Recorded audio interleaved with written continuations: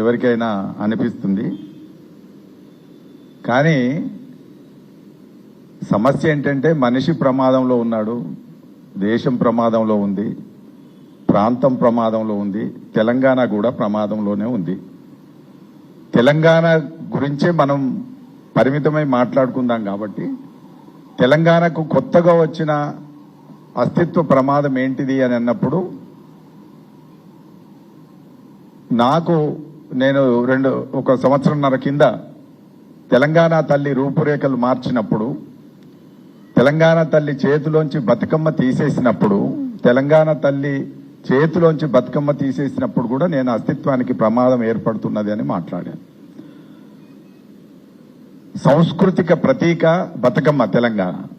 ఆ బతుకమ్మను చేతిలోంచి తొలగించి ఒక పార్టీ గుర్తు కిందికి హస్తాన్ని, అభయహస్తం అని చెప్పి హస్తాన్ని మార్చడం అనేటువంటిది అది తెలంగాణ అస్తిత్వం మీద జరిగినటువంటి దెబ్బగానే నేను భావిస్తాను. ఈ మధ్య అయితే చాలా స్పష్టంగా వ్యూహాత్మకంగా పావులు గదుపుతున్నటువంటి అంశాన్ని కూడా నేను గమనిస్తున్నాను.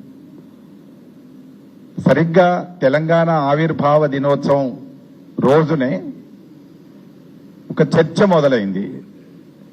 తెలంగాణ ఎవరి జాగీరు అనే చర్చ మొదలైంది. ఎవరి జాగీర్ అని ఎవరు భావించటం లేదు, కానీ తెలంగాణ ప్రజల సొత్తు అని మాత్రం భావిస్తున్నాము. తెలంగాణ కోసం అనేక రకాలుగా ఉద్యమాలు చేసి పోరాటం చేసి తెలంగాణ రాష్ట్రం సాధించుకున్నాం. కాబట్టి తెలంగాణ రాష్ట్రంలో ఉండే నీళ్లు కానీ, నిధులు కానీ, నియామకాలు కానీ ఇక్కడి వాళ్లకే దక్కాలనేటువంటిది ఒక ఆలోచన. అట్లనే రాజకీయంగా వచ్చినప్పుడు ఇప్పుడు జాగీరా అని అడుగుతున్నటువంటి నాయకులు తెలంగాణ రాష్ట్రం ఏర్పడిన తర్వాత, ప్రభుత్వం ఏర్పడిన తర్వాత 10-12 ఏళ్ల తర్వాత ఇవాళ జాగీరా అని అడగవలసినటువంటి సందర్భం వస్తుందంటేనే అది ప్రమాదంలోకి క్రమక్రమంగా నెడుతున్నట్టుగా అర్థమవుతుంది. కాకపోతే ఇవాళటి కొత్త రూపం ఏంటిది అని అంటే, నిన్నటిదాకా తెలంగాణ వ్యతిరేకిగా కనబడ్డాడు.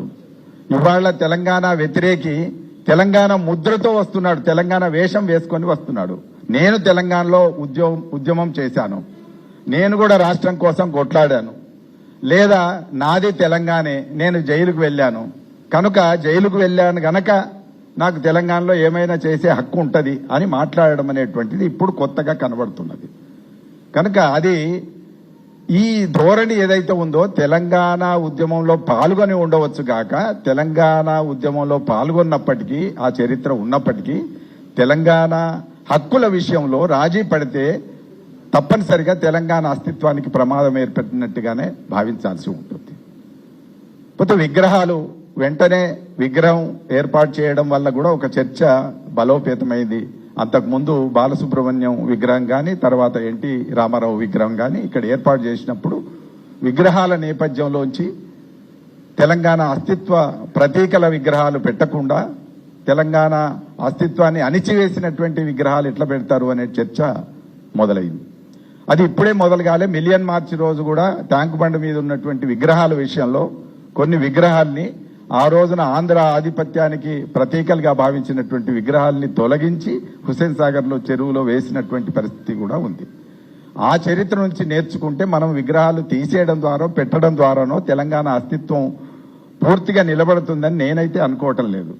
విగ్రహాలతో పాటు తెలంగాణ అస్తిత్వ చైతన్యం హృదయం నిండా ఉండాలి, రక్తంలో కలగలిసి ఉండాల్సిందే తప్ప ఒక విగ్రహం పెడితేనో తీస్తేనో అస్తిత్వం పోతుందని ఉంటుందని నేను అనుకోవటం లేదు.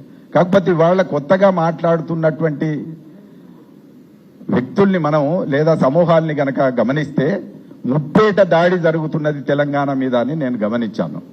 ముప్పేట దాడి ఏంటంటే అది నాగేశ్వర్ మీదకి సందర్భం కావచ్చు, కానీ నాగేశ్వర్ కంటే ముందే ఎక్కడో హైదరాబాద్ మీద ఇంకా ఆశ వదులుకోలేదు అనేది చాలా స్పష్టంగా మనకు అర్థమవుతుంది.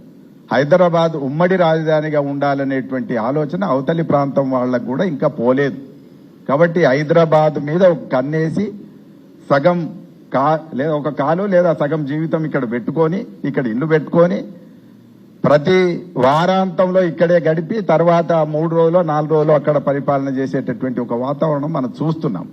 కాబట్టి ఇక్కడ ఉన్నప్పుడు అక్కడ ఉన్నప్పుడు చూసినప్పుడు అక్కడ ఉన్నప్పుడు తమ రాష్ట్రం లాగే అనిపిస్తుంది, కానీ ఇక్కడికి వచ్చినప్పుడు మాత్రం ఈ రాజధాని ఉంటేనే బాగుండు అనేటటువంటి ఆలోచనలో వాళ్ళు ఉన్నారని మనకు అర్థమవుతుంది, నాకైతే అర్థమవుతుంది. కాబట్టి అట్లా వచ్చినటువంటి దాంట్లో 10 సంవత్సరాల నుంచి లేనిది వాళ్ళు ఎవరు జాగీరా అని అడుగుతున్నారు. మేము ఇక్కడ ఎందుకు రాజకీయం చేయొద్దని అడుగుతున్నారు. దానికి నెపం కాసేపటికి నాగేశ్వర్ మీద నెడుతున్నారు. నాగేశ్వర్ ఒక కామెంట్ చేసినప్పుడు, అక్కడి రాజకీయాలకు సంబంధించి ఒక కామెంట్ చేసినప్పుడు, ఒక వ్యాఖ్య చేసినప్పుడు, ఆ వ్యాఖ్య సరైనదా కాదా అనేటువంటిది పక్కకు పెడితే, నాగేశ్వర్ కు ఇక్కడి రాజకీయాలతోనేం పని, ఇక్కడ మా రాష్ట్రానికి సంబంధించిన రాజకీయాల్లో ఆయన ఎందుకు కలగజేసుకుంటున్నాడు అనే ప్రశ్న ముందు అక్కడి నుంచి వచ్చింది. కాబట్టి అసలు ప్రాంతీయవాదం అక్కడ ఉంది. అక్కడ ఎందుకు కలగజేసుకుంటున్నాడు అని అన్నప్పుడు అక్కడి నుంచే ఆంధ్ర తెలంగాణ అనే ఒక వివక్ష మళ్ళీ అక్కడ రాజకీయ వ్యాఖ్యానాల్లో ఎట్లా ఉంటుంది అనేటువంటి చర్చ అక్కడి నుంచే మొదలైందని నాకు అర్థమైంది. అక్కడ అన్న తర్వాతనే ఇక్కడి వాళ్ళు రౌండ్ టేబుల్ ఏర్పాటు చేసి దాన్ని ఖండించడం జరిగింది.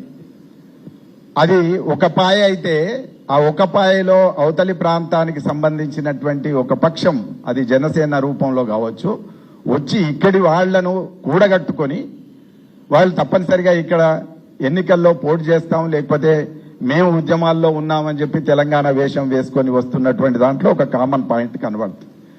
అట్లనే అదే రోజు, దానికంటే 2 రోజుల ముందట మహానాడు జరుగుతున్నప్పుడు, మహానాడులో ఆ పార్టీ యువ అధినేత తెలుగుదేశానికి తెలంగాణలో పూర్వ వైభవం తీసుకొస్తామని చెప్పి కూడా అక్కడ మాట్లాడడం జరిగింది. ఆ మాట్లాడినప్పుడే ఈ ప్రాంతానికి సంబంధించినటువంటి తెలంగాణ ప్రాంతానికి సంబంధించిన తెలుగుదేశం నేత ఆయన ఏమన్నాడంటే, తెలంగాణ అనే పదం ఎక్కడా డిక్షనరీలో కూడా లేదు అని అన్నాడు. డిక్షనరీలో చరిత్రలో ఉన్నదా లేదా అనేటువంటి దానికోసం చాలా మంది చరిత్రకారులు పుస్తకాలు రాసి ఉన్నారు, శాసనాలు చూపి ఉన్నారు. ఆ శాసనాలు కూడా ఏ శతాబ్దం నుంచి ఎన్ని రకాల శాసనాలు ఉన్నాయి, ఇంగ్లీష్లో ఎన్ని పుస్తకాలు ఉన్నాయి, తెలుగులో ఎన్ని పుస్తకాలు ఉన్నాయి, అనేక రకాలైనటువంటి చరిత్ర పుస్తకాల్ని పరిశోధన చేసిన తర్వాత ఇవాళ ఆయన మాట్లాడుతూ